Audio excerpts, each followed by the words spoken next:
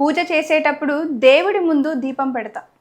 కానీ ఆ దీపాన్ని దేవుడి ఎడమ వైపు కాకుండా కుడివైపు ఎందుకు పెడతారో ఎప్పుడైనా ఆలోచించారా?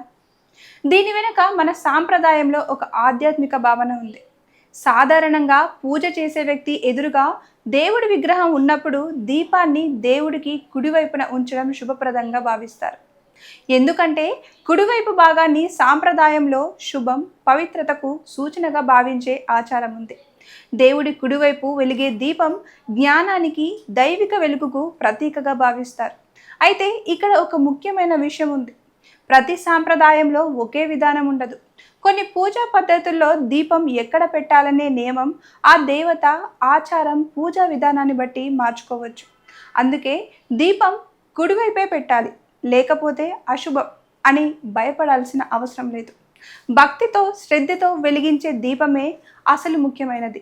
ఎందుకంటే మన సాంప్రదాయంలో దీపం కేవలం వెలుగు కాదు, అజ్ఞానాన్ని తొలగించి జ్ఞానాన్ని ప్రసాదించే దైవిక కాంతికి ప్రతీక. అందుకే పూజలో దీపం వెలిగించేటప్పుడు స్థానం కంటే మనసులోని భక్తి ముఖ్యం.